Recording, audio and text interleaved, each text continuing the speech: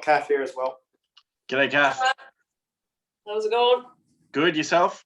Good, thanks. Perfect. Let's roll into this. Museum. No, it's just I've turned the video off this week. Okay. Yeah. we know what you look like. So just a quick summary of the last 7 weeks it's been now. So week one, we spoke about our money story, talking about mindset as well, which really sets up your relationship with money and how you manage your money. Week two, we jumped into goal setting, talking about the consequences of not reaching your goal, attaching a why or a motivation to your goals as well. Week three, we looked at your cash flow and budgeting, the different models as well. There's probably 10 or 12 different budgeting models, and just trying to find the right one that suits you and your family. Week four, we jumped into home loans. We had the expert on, Ross Sergi, the mortgage broker, who told us what to look for when reviewing our mortgage. And then we jumped into talking about the different ways to repay our mortgage.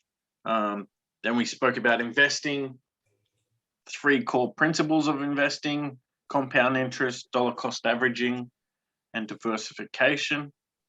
And then we had that separate video with the expert, Jeff Neal from Ophir Asset Management. He looks after $2 billion, and he told us what he looks for when he invests the money. Week 6, we spoke about superannuation, what is super, why we have super, the tax consequences, and then really what to look for in your super fund to make sure it's working hard for you. And then week 7, we touched on insurance and why it's important and critical to your whole financial plan. So I just wanted to ask you, Gary, what were the key takeaways or learnings over the last 7 weeks? Was there anything that stood out that you went, yeah, I didn't know that before, and that was something I picked up on? Well, it's probably the highlight for us, as I said to you, Owen was very interested in certain bits of it as well. Was the whole shares thing. That's probably the bit that the tool has got the most out of. Yeah. Because I think definitely me and him probably both will put something into Afterpay, because I went to the dentist today and you can do Afterpay at the dentist now as well. Yeah, crazy. Crazy how far mad. it reaches. They're getting into that you've got to go in for something like that. Yeah, very interesting. Very interesting. Yeah, I didn't think they'd kind of be allowed to do that, given it's like a health thing, but obviously it's open slather. So I think we'll be once we work out what we're doing, we'll probably do something there, and I'll probably do a small bit on Zip as well, I think. Okay, perfect. It is a very interesting market. Very interesting, as Jeff discussed, and you went through it in detail, which was pretty cool to hear and listen back to as well. Yeah. Was there any action plans, or you just spoke about investing? Was there any other action plans you had out of the last 7 weeks? Oh, well, obviously it's all about consolidating and building towards, the retirement and that sort of stuff for us now, and doing those few things I mentioned to you out of whatever happens in Reed Kernell, Perfect. Yeah. So did you have any other questions that we may have missed or we haven't discussed? The only thing that we were both thinking about is, and we didn't sort of say too much more to you because there was a big crew on some of the weeks, so I didn't really want to be taking time from other people, is I don't know what your thoughts are, whether it be for Aiden or that, whether there's worth putting a little bit of money for him into bonds or something that might be a bit better than term deposit type thing that'll be still capital secure, if you know what I mean. Yeah, bonds is an option. They're good from a tax perspective as well. But it tax really won't be a thing for him at the moment. It's just about he wants to, like he's doing pretty well. He works in Macca's and he's going to be working all over the Easter weekend as well. He's at work now actually, and there'd be no point putting in a term deposit because the rates are next to nothing. So, and I don't want him to go to the level of risk of shares just yet for him. You know what I mean? Yeah, I'd look at something in the middle, like a balanced investment fund or something like that, where it's 50% in cash, fixed interest, and 50% in shares and property. Yeah. So he gets a good diversification. Yeah, look, he's pretty keen, and if you want to see if there's anything that you sort of, well, obviously if there's a fee in that, we're happy to sort something out with you. But I think maybe something like that for him. That you Yeah, can I'll send a for few year or details two. through. I'll send Yeah. a few details through, and Aidan can have a look at it, or I can have a chat to him and discuss his options as well. Yeah, because Owen might even consider something like that too, because he's, as you know, he's doing that. Well, he has that spaceship, and he has the other one where he just rounds everything up. So he's been watching loads of bloody podcasts and this, that, and the other, and a lot of his mates are into stuff as well. Which is good. It's good. Yeah.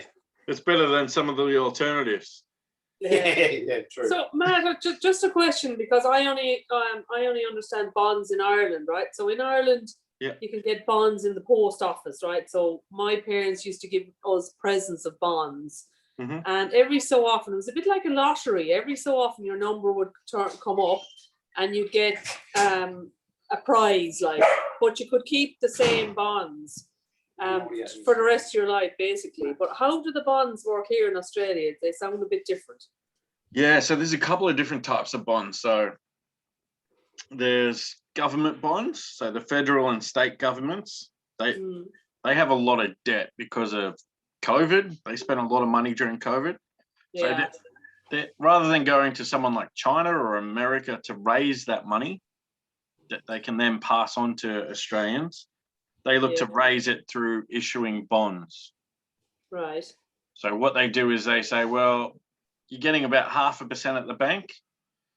The government's considered pretty safe, safer than banks at some stage. So we'll offer you 1%. Or if you lock it up for 10 years with us in a bond, we'll offer you 2%. So that's one type of bond. Another And type how do you purchase them? So there's different markets you can purchase them. You can purchase them through the secondary market. Generally, it's only available to what they call is sophisticated or wholesale investors who have over $1 million. But there's funds available, like managed funds that we That's talk what about. I was going to say. Yeah, like managed fund, a better option. Yeah, or something yeah, like that. Like your superannuation fund invests in managed funds. They go and invest in bonds. So they may have a range of bonds rather than just one particular bond. So that's one type of bond. So The it's other very type, different in Ireland then. yeah. So there's a few different types of bonds. So the next one is a company bond. So someone like Woolworths might look at increasing their market share or opening a few more stores. And again, the same thing. If they go to a bank, the bank might say, hey, we'll lend you the money, but it might cost you 8% because they're a bit more riskier than the government. If they go to market, so they can raise it on the stock market, and they might say, look, we're happy to give up 5%. So we'll give you 5% if you buy our bonds as such. So that's another type. We call those corporate bonds. Right. And then the third type of bond is an insurance bond. So insurance bond is mainly used as a structure. So generally you hold them for 10 years. Lots of grandparents do it or parents for children. And then over the time, it's internally taxed, which means then at the end, you're not taxed large for capital gains tax or things like that, which you would be taxed for shares and managed funds and property as well. So And how do you purchase those bonds? yeah, Insurance. so generally they're from an insurance company. So there's a few different providers. There's probably 5 or 6 providers that offer insurance bonds. And you can invest, they have different, bit like your super fund, different places you can invest that insurance bond, whether it's shares, a balanced fund, a diversified portfolio, all that type of thing. So it can be a wide range as well. Oh, okay. Okay, so yeah, there's 3 different types of bonds in Australia that we But are have. they all, sorry to cut over you there, are they all capital guaranteed or not? No, so none of them are capital guaranteed. Okay. So the bonds in Ireland were guaranteed. So if you never made a cent, if you bought 1,000 bonds at €10 each, and you decided 20 years later you wanted to cash them in and they made nothing, you'd still get the same amount of money back that you paid for 20 years ago. Yeah, okay. So that's what the bonds are in Ireland, and they're Yeah. through the post office. So they're a government bond through the post office. So it sounds like it's extremely different to yours. Bonds Well, our here. government bonds sound similar to that. Right. Yeah. But Okay. that's only backed by the government. So it's not really guaranteed. I guess the government can go bankrupt. Oh, So- God forbid. Yeah, especially with the amount of debt they're holding at the moment, but Yeah, I can't yeah. see that happening. So it's only guaranteed to that extent, I guess. you Right, could say. right. So you're better off to look at the corporate bonds or the insurance bonds. Yeah, but then you're taking more risk and you're getting more return as well, or potential return. So Right. yeah, that's And the is whole there- thing you got to discuss and your time frame and things like that. So Yeah. And is there a minimum amount of bonds that you can buy? Like, is there, do you have to put in like 10 grand or something, or is there a minimum? yeah, so they're all different. So some are $1,000, some are 10 grand, some Okay. are 200 grand. So there's all different ranges. But yeah, generally you can find a solution. Once we work our way back, as we discussed, start with the goal in mind. So what's the goal or purpose of investing the money? And then that really helps you determine where to invest it. Right. So rather than going to the investment first, we always go to the goal first and work our way back. Yeah. So if it's for Aiden, if he's looking for, in 5 years' time to buy a car or 10 years' time to buy a house, well, that's the goal in mind. How do we maximize his return over the next 10 years to get that to happen? Rather than sitting it in a bond where it may earn 1%, it's guaranteed, but inflation may sit at 3%, so he's actually losing 2% each year. Yeah. Mm-hmm. So there's all these things to think about where, maybe someone in retirement or 75 years old, they may look at bonds because they've got enough money in the bank account to live off and they just want everything safe and secure. Yeah. So, Yeah. Right. it's different horses for different courses. Mm. Always come with the goal in mind and what you're looking to achieve first. And that really ties back to what investment we should be considering. Right. Yeah. Yeah. All right. All right. So in saying all that, let's jump back and have a look at what we spoke about over the last 7 weeks. So I think you guys may remember we spoke about money mindset, understanding your own money story, going back to your family, your parents, how their relationship with money was, and then understanding really how that's affecting your life now. So during your first 7 years, you really get into the mindset and really your family instills money behaviors into your mindset. So how that's affecting your life now, is it helping you? Is it hurting you? How is your relationship with money? What language do you use around money as well? We spoke about that. Talking about abundance and scarcity, language like we can't afford that, money doesn't grow on trees, all that type of thing has a negative effect on your relationship with money as well.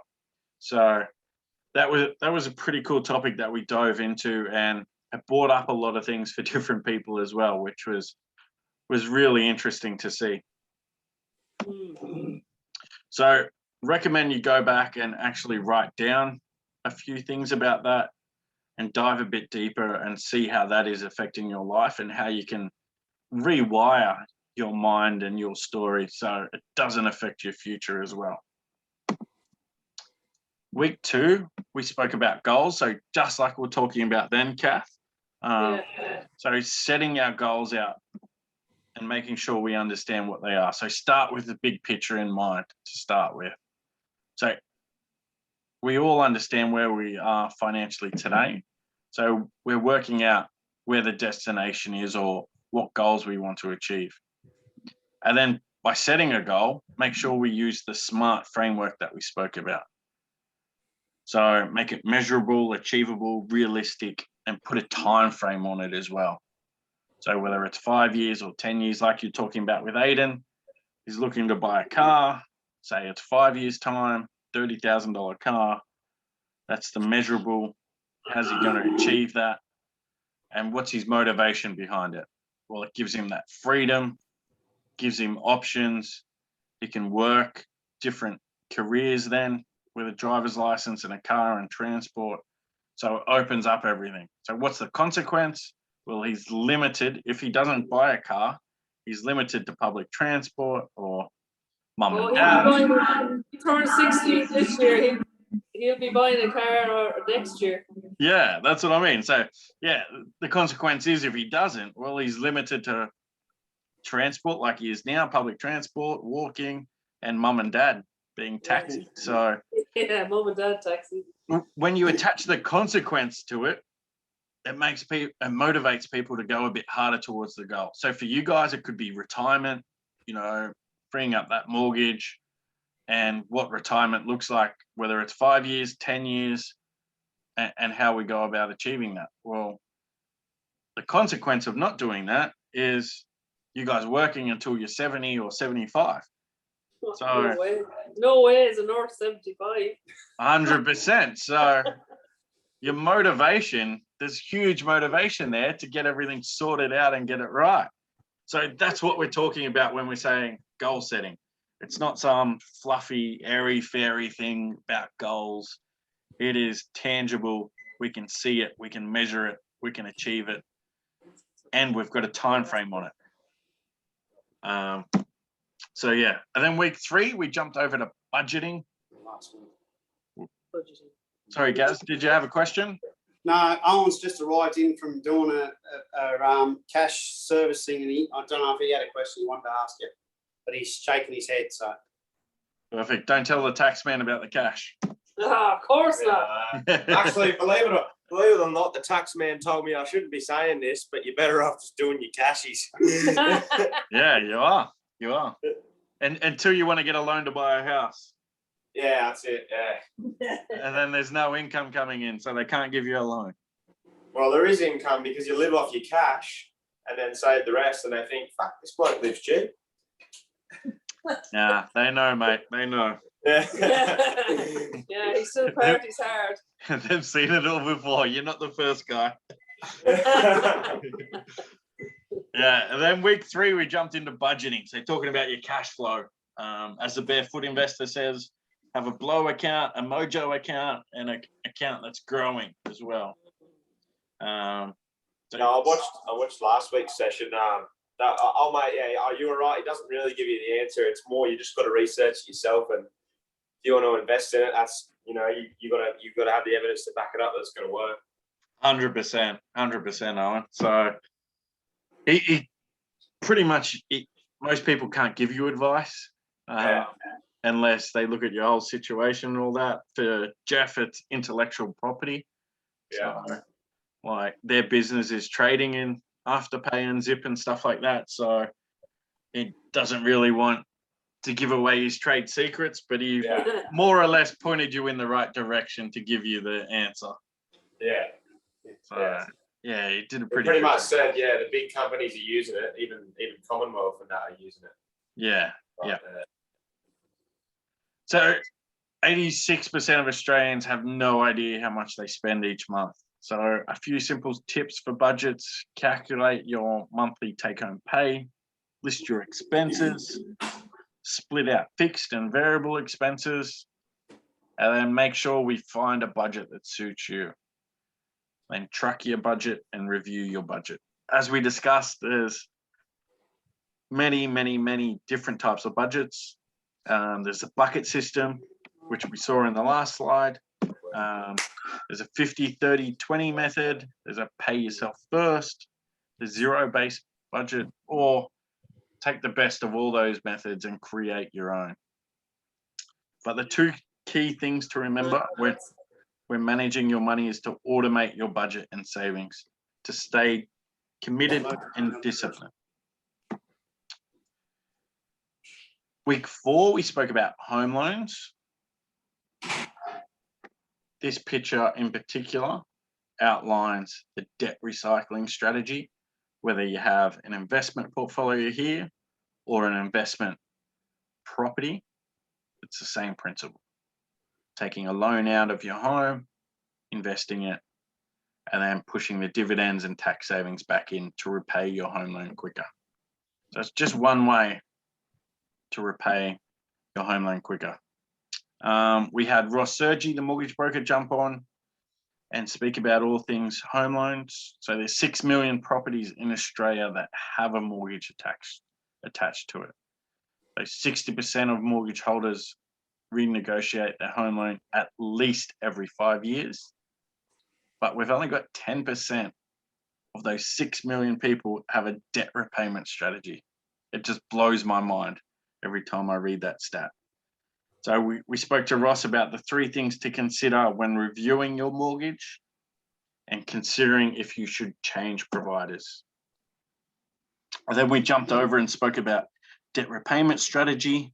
So as people are living longer, the debt repayment strategy of repaying your mortgage over your lifetime and then retiring isn't providing the security and lifestyle many are accustomed to.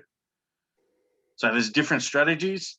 The one that we've seen over the last 50 years has been the one where you get a mortgage for 30 years, you make the minimum repayments, and by retirement, you'll pay off your home. So there's a few more different options to accelerate that now. So one is using an offset account, looking at fixed and variable rates, move from monthly repayments to fortnightly, doubling your repayments, using superannuation if you are 57 and over, using debt recycling, which we discussed here. So pulling money out of your house equity to invest,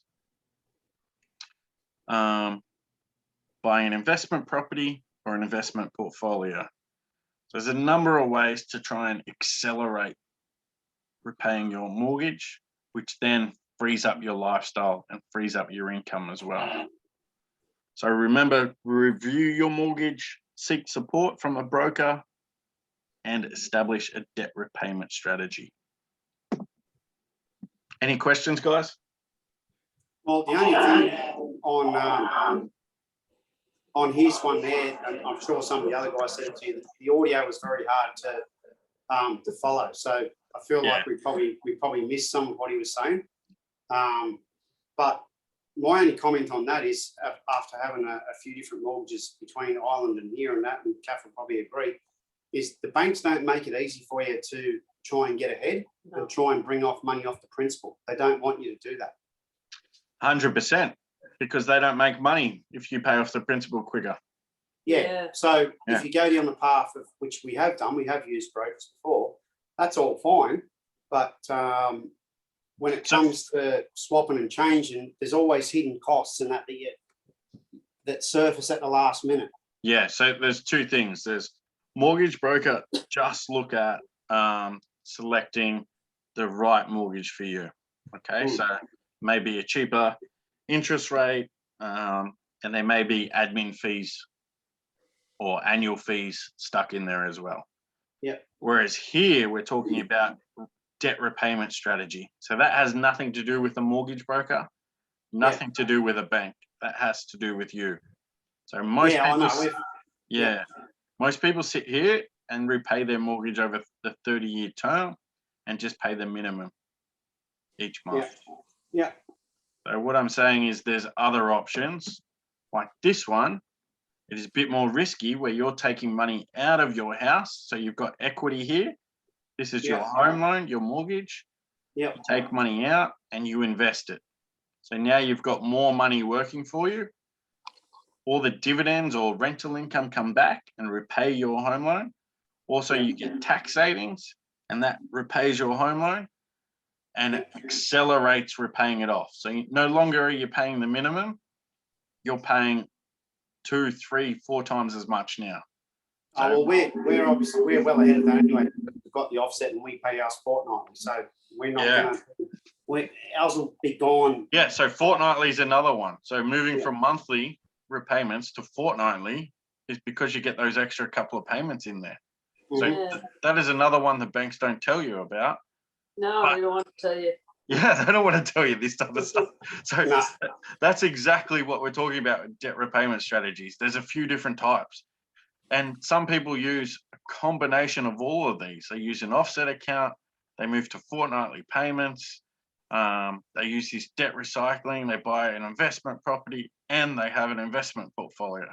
So Well- rather than taking 30 years, it takes them 10 years to pay off their $800,000 mortgage. Something I might talk to you about after this is I don't think investment properties for us because we've done them twice and we've been stung twice. Yep. But I would consider maybe something along the lines of an investment portfolio, as long as I can work at some sort of an incremental return or something, whether it be quarterly or something like that. But that's after tonight. That's a down the track thing, you know.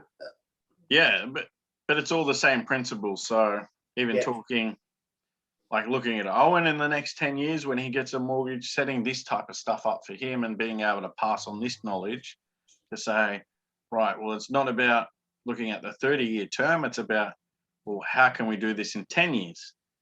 So Yeah, by the 100%, no. by the And he's time you're on- 40, you get the choice whether you need to work or not, and you can focus on different things, going on holidays, being free, having that freedom and choice that, everyone's really looking for more in retirement. Whereas with this type of knowledge, you can do it sooner. Yeah, well, I mean, he's got me onto that spaceship thing, so I'm just waiting to see how that's going to work, to be honest, because it's a bit new to me. So when it comes to your dividends and that, I know of the other shares that comes through to your bank account, but I'm sort of a bit reserved about how that's going to work. But anyway, we'll see. Time will tell. Yeah. So week 5, we spoke about investing, which we touched on already. And the 3 core principles, one being compound interest. So this is exactly what you're talking about, Gary, is you invest $10,000, but we get $512,000 in dividends or interest earned. So rather than that money get paid to you and your bank account, it gets reinvested. So rather than having $512, now you're earning $538. And then rather than this go straight to your bank account, it gets reinvested. So now you've got $11,000 working for you. And you can see each year that your interest or the money you're earning is going up.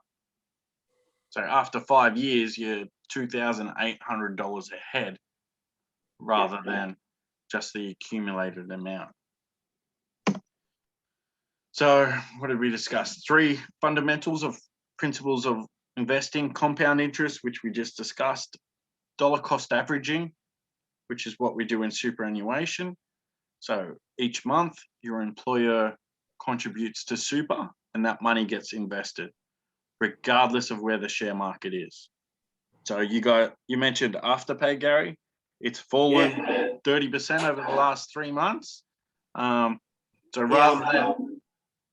rather than trying to time the market and say, oh, is it right for me now? You just keep buying every month. So rather than putting $10,000 in, you might put $2,000 in each month for the next 5 months. The only thing I was going to ask you about that, so I've got a Westpac shares thing, right? Yep. And you know how all the different shares thing have like a 3-digit code, and sometimes they'll have more than one code to one company. Yep. The only bit I'm nervous about with Afterpay is making sure I'm using the right code to buy the right Afterpay, if you know what I'm saying. Yep.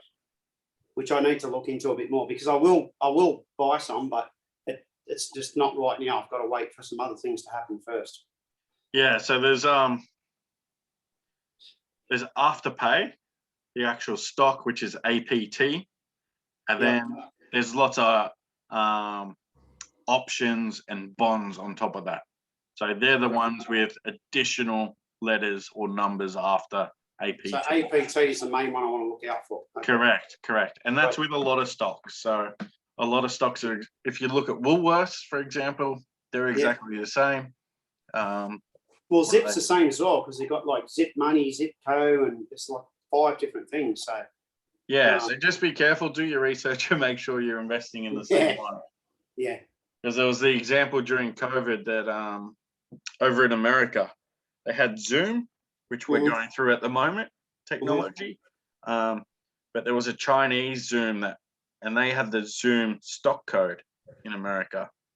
So it hadn't filed a tax return since 2012, hadn't made any money at all. Their software was pretty much non-existent anymore. And their share price went from 30 cents up to $30 because everyone started buying the wrong stock.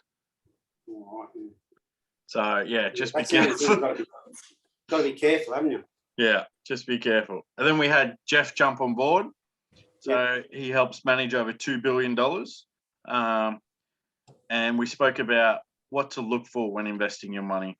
So Jeff said, try and find a company that is taking market share in a growing industry. Yeah. So it's always easier when you have the tailwinds from the industry growth behind you. So perfect example there is Afterpay. Yeah, I was just going to say the same. That's a classic example at the moment. You know, it's getting into it's taking market share. It's in a growing industry. Whereas Zip is a lot smaller. It has smaller market share. When you do your research, you'll see that and you'll understand. Yeah. Number 2, make sure the company you're buying has a solid, experienced management team at the helm with plenty of skin in the game. So you want the management team owning shares in the company. So that way you can sleep a lot easier at night if your money is invested alongside the management team. Yep. So, and then you spoke about like if they get extra returns for achieving certain profits and that as well. They're the ones. They get bonus shares and things like that. You want all that stuff attached because they're going to be working damn hard for their own hip pocket so they can make more money. But in turn, that makes you money. Well, yeah, they do. 100%. Yeah. So, and Jeff spoke about where you can find all those details in their annual report and online on ASIC. So it's pretty simple stuff where you can jump in and find all that data as well. Yep. Number 3, he said, only invest if you have a grasp of the valuation of the business. So plenty of money has been torn up over the years by people investing into a business that they have no idea how to value. So most importantly, when investing, always keep in mind how the investment will move the needle forward or get you closer to achieving your goals.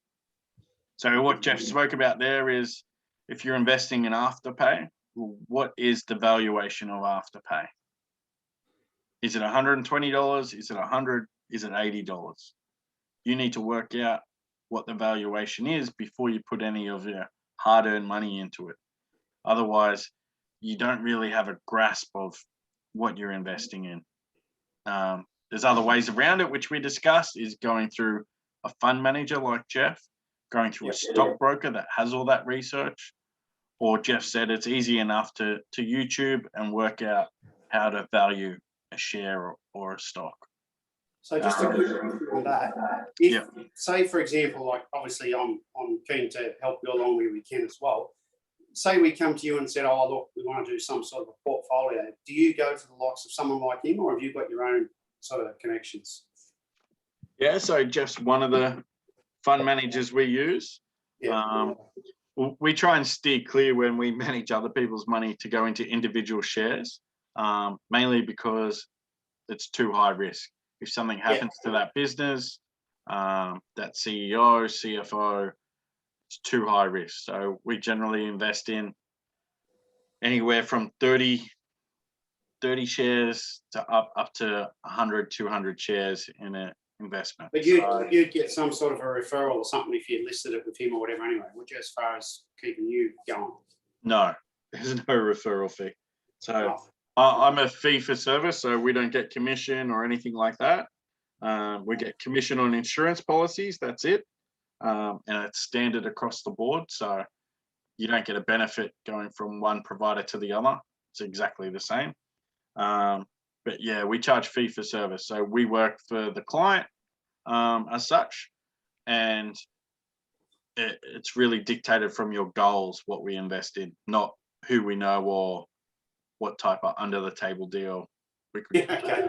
Yeah, because I've been in those scenarios where there's referral commissions and all that sort of stuff. So it's all good. Yeah, so financial planners in 1980s and 1990s, that was happening a lot. But now it's all fee for service. There's lots of compliance. So you that's where you get your consult fee kind of thing, is it then? Correct. Yeah. Okay. Got it. Most importantly, when investing, always keep in mind how this investment will move the needle forward or get you closer to achieving your goals. So going back to Aidan, talking about, should we invest in bonds? Should we invest in ETFs? Should we invest in Afterpay or shares? Well, we've got to think about the goal. What's the goal, and how is this investment going to get us closer to him achieving that goal? So that's really what it comes down to. We can't really talk about any individual share or anything like that until we know the goal. So same when we speak about Owen and talking about shares and things like that. Well, what's the goal? What are we trying to achieve? And then we work our way back. Yep. And then week 6, we spoke about superannuation. So this diagram explains what super is. So it's long-term savings and investment plan where your employer contributes 9.5%, more or less. So your salary is replaced for when you stop work and retire. So we discuss what super is, why we have super, what assets you can invest in super, and how to do your research on different super funds. And we spoke about the 4 key aspects we look for when we review people's super. Is we make sure they have a wide range of investments, access to insurance, quality insurance, ability to transfer between super and pension accounts without triggering that capital gains tax, which is huge. And then the last one we look at is how cost effective it is.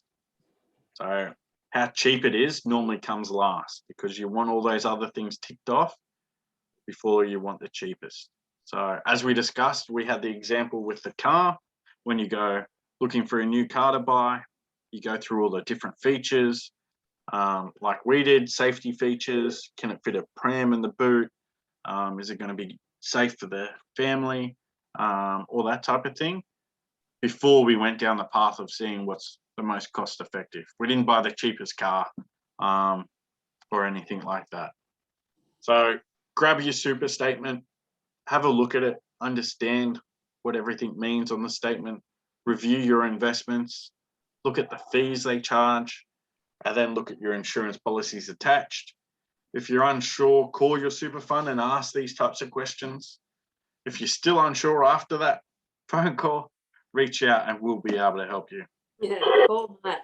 I think that's what we'll be doing, mate, because they don't make it easy to understand. No, it's very, very Yeah, tricky. 100%. Yeah. Week 7, we touched on insurance. I know you guys have got your insurance out, but for everyone else that will listen to this recording, insurance is really key to your whole financial plan.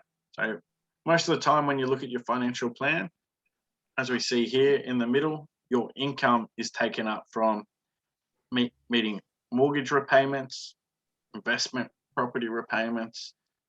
Maybe you might be saving and investing some in a portfolio, contributing more to super, and then some getting taken up by tax. So having insurance up the top really provides that safety net or bulletproof vest on your income in case you become ill, injured, or God forbid you pass away, and really protects your loved ones then. So during this session, we discussed, do we need insurance, why it's important, the types of policies, the ownership structures as well. And then we looked at the 4 key considerations when reviewing your policies. So first off, decide how you want to leave your family financially. Should you become injured, ill, or pass? Do you want to leave your family better off financially, the same, or worse off financially? Okay, so what we mean by that, if you were to pass away, you had no insurance, family losing income then, and really how do they repay their mortgage then if there's one person being sole carer of the kids? So if both people aren't working, it becomes extremely difficult as well. Point 2, review your current policies and jump back to see how much the premiums have increased each year over the past 3 years. As we discussed, premiums are going through the roof. So it's always good every 2 or 3 years is to review them, because insurance companies are offering huge discounts to get new people in. Point 3, ensure you go through our session and spend some time working out your needs analysis, or put simply, work out how much of each cover of insurance you require. So for life cover, are you just covering your mortgage, or do you want to provide more for your family? So it might be 2 or 3 years worth of living expenses, or it might be a little legacy for the kids to start them off to buy a car or a house or things like that.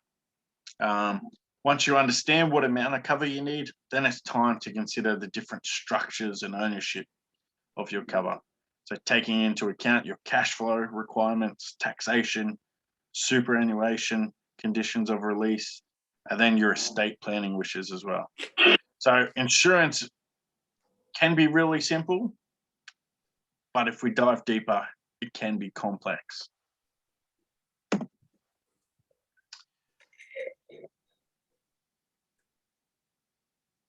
So in summary of the last 7 weeks, we believe if you take action on each of the 7 topics we discussed, it will not only change your mindset with money, but also your relationship you have with money. And then most importantly, change your financial future. So any questions to finish up, guys? I've just got one, Matt. Gary is not down as a beneficiary on my policy with you guys. Yep. They sent me out a form, and I don't know what I did. I did something wrong with the form, and they sent me back an email to say you didn't sign such and such.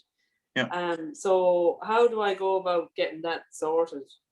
That's all right. We can get that sorted. Can you? Yeah. Right. We'll Just sort Gary's a beneficiary, you know, because I don't want him to happen and he doesn't get it, my money. Yeah. When they go. We'll get that sorted out, Kath. Oh, good on you. Thank you. All right. And regarding like I was going to go into my job and increase my super as well. Like I'm paying 100 a pay now, so I'm putting 200 into my super, because you know they recommend you're actually supposed to be doing way more for my age. I turned 55 in May. Yeah. So I'm going to increase it slightly. And then we'll wait and see when we get the mortgage paid off, hopefully with whatever happens with Gary's place.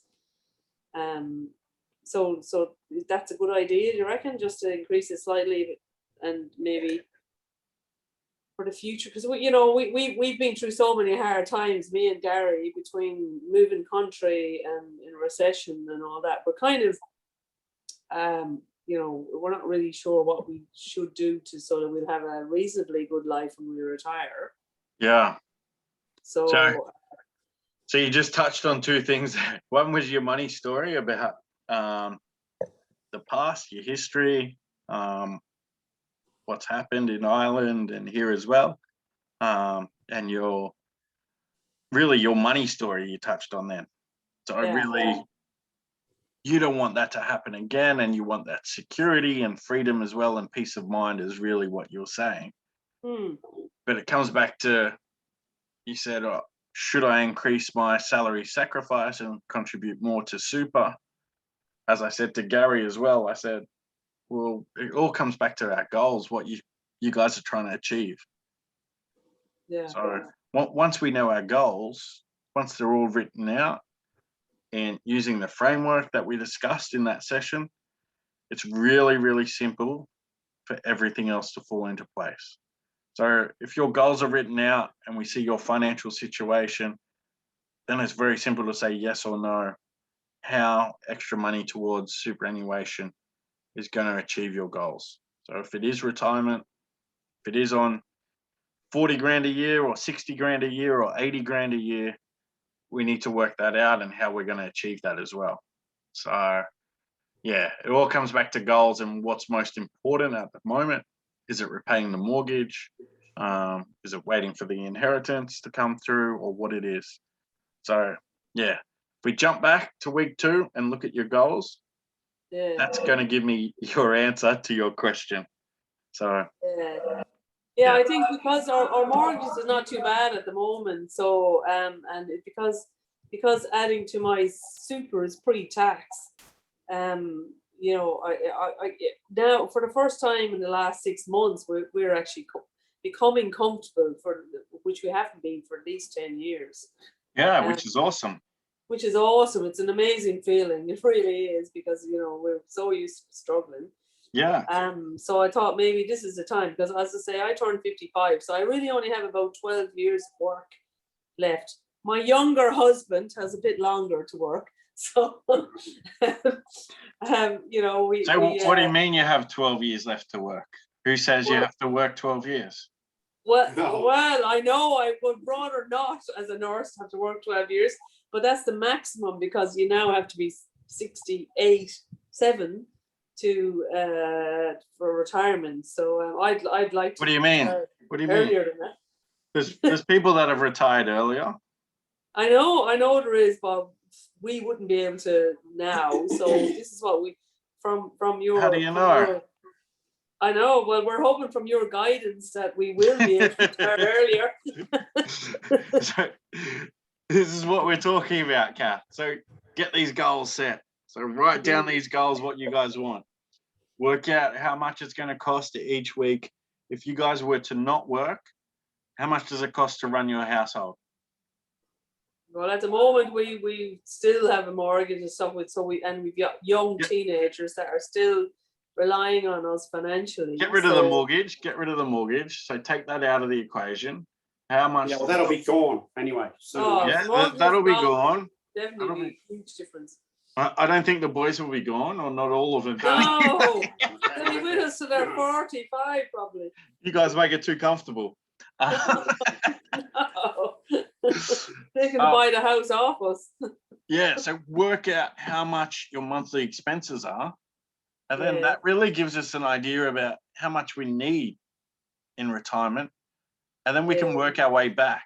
So whether it's $1,000 a week, say 52 grand a year, then it gives us something to aim towards and work our way back, and what we need to do with super, how much we should be putting in over the next 5 years or 10 years. And then it all just falls into place, and it's very, very, very simple to follow then. But it all comes back to this thing. Week 2, we spoke about our goals. So goals, yeah. Yeah. as soon as you tell me what your goals are, I can tell you when you can retire. I can work all that stuff out. I can help you with that. Yeah, I mean, you definitely from doing this program, I mean, you have changed our mindset, which is amazing. I mean, we've learned so much that we didn't think about ourselves, and which is really, really good. So we're chatting about different things that we didn't chat about before. That's awesome. That's good feedback. Really, Thanks, Kat. really, yeah. No, it really has been very, very informative. Yeah, so probably just a few action things, if I can push you just a little bit more to write down some of these goals. No, she's going to have to set some goals. That's because I've got a bit longer, so she can. What needs to work. Yeah, younger No, husband. sorry. He'll be working 5 years longer than me, so I can just kick my legs up there and just retire and go, yes, husband, off you go to work now. I'm just going to sit here and. Again, you guys are going to take away the mindset of the time and age. So take age out of the equation of retirement. Doesn't matter, does it? We As could soon retire as you at the same can- time then. As soon as we hit the magic number to give you what income you need, that is the age you retire. Yeah. Right. Yeah. It might okay. be 60 for Kath. It might be 65. It might be 70. It depends on what the number is and how quickly we can get there. So take the equation out of, oh, we don't get the age pension until 67, so I can't retire until then.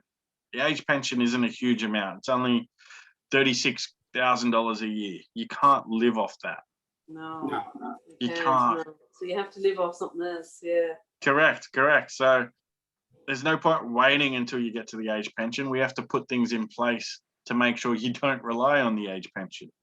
True. And the Yeah. government can change the age pension and take it away as well. Yeah. That's what they're talking about. That's why they're making us increase our super. aren't Yeah. So we need to plan that it's not going to be there for you guys in, 10, 12 years time. they? Right. Yeah. So yeah, that's what I would be looking at. Start with how much longer you want to work for, how much money you need each month or each week. So you guys can say, no, we're done with work. And then we can work out how we're going to get there and the quickest way to get there for you. All right.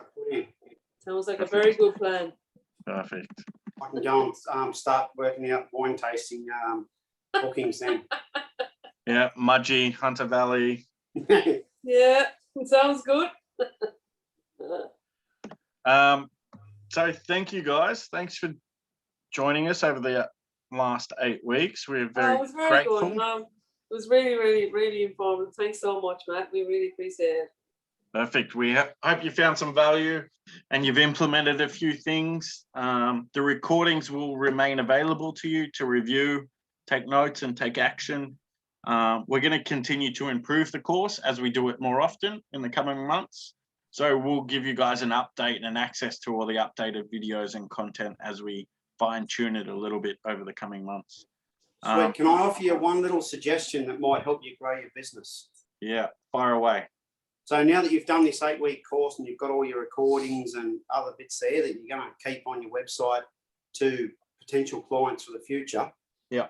Why don't you, if you haven't already thought of it, why don't you do a marketing thing of people saying, I don't know, set an amount on it and say you've got exclusive content for whatever from all these things, and you can certainly put us up as testimonials or whatever if you want to Thanks, say Gary. that, that people have had value out of it, because you haven't charged a lot for what it is at the end of the day. You know what I mean? No. Correct. So normally we charge $330 an hour for our time.